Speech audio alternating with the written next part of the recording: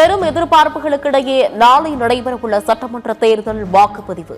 தமிழகம் முழுவதும் வாக்குச்சாவடிகளுக்கு வாக்குப்பதிவு இயந்திரங்களை அனுப்பும் பணிகள் தீவிரம்.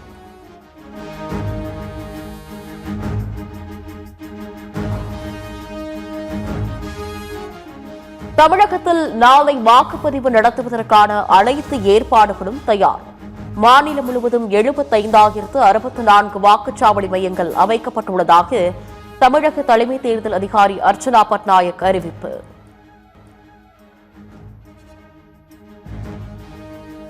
மொத்தமா number of polling stations 75,064, polling station locations 33,133.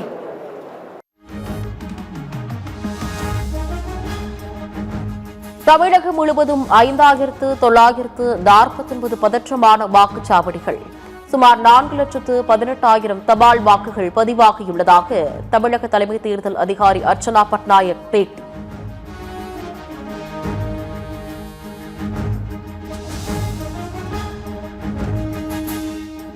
நெல்லை மாவட்ட பகுதிகளில் தேர்தலுக்காக துணை ராணுவத்தினர், எல்லை பாதுகாப்பு படை வீரர்கள் என மொத்தம் 2,500 பேர் பாதுகாப்பு. மாநகர பகுதிகளில் 1,350 போலீசார் பாதுகாப்பு பணி.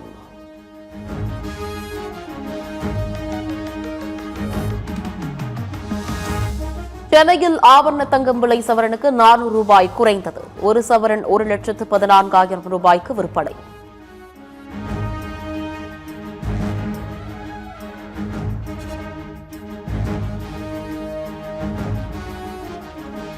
பாமக நிறுவனர் ராமதாஸ் படங்களை அன்புமணி தரப்பு பயன்படுத்த தடை. சென்னை உரிமையியல் நீதிமன்றம் உத்தரவு.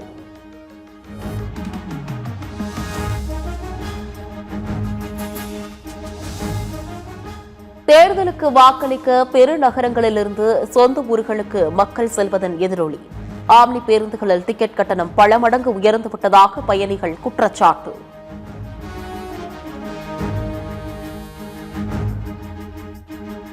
ஆம்னி பேருந்துகளை தொடர்ந்து உள்நாட்டு விமான டிக்கெட் கட்டணமும் அதிகரிப்பு.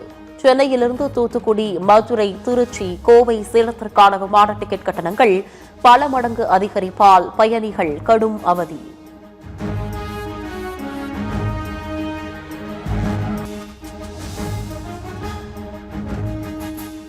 சென்னை மணலியில் வாகனத்தை முந்தி சென்ற மினி பேருந்து இறைச்சி கடையை உடைத்து உள்ளே புகுந்து விபத்து. இறைச்சி கடையில் வேலை செய்த ஊழியர் நல்வாய்ப்பாக உயிர் தப்பினார்.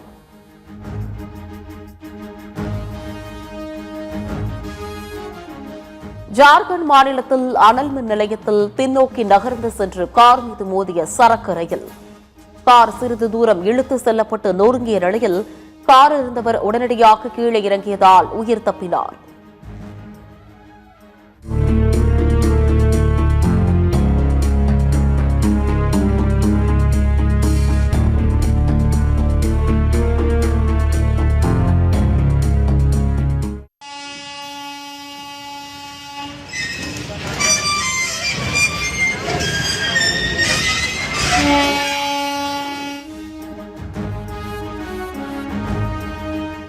உத்தரப்பிரதேச மாநிலம் காசியாபாத்தில் தீவனம் ஏற்றி சென்ற லாரியில் தீ விபத்து. தாழ்வாக தொங்கிக் கொண்டிருந்த மின்கம்பியில் பட்டு தீப்பற்றிய நிலையில் விரைந்து வந்து தீயை அணைத்த தீயணைப்பு துறையினர்.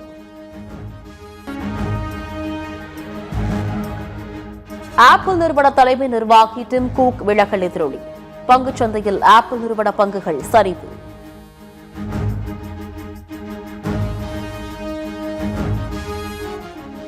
அமைதி ஒப்பந்தம் செய்யாவிட்டால் ஈரான் முழுவதும் குண்டு மழை பொழியும். அமெரிக்க அதிபர் டிரம்ப் எச்சரிக்கை.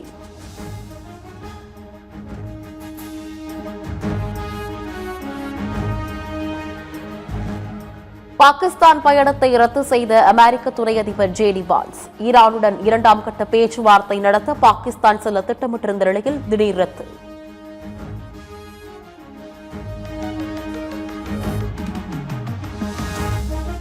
ஏவுகணை தயாரிக்க உதவும் ரசாயனங்களை ஈரானுக்கு அனுப்பிய சீனா. ஆதாரங்களை வெளியிட்டார் அமெரிக்க குடியரசுக் கட்சி நிர்வாகி நிக்கி ஹேலே.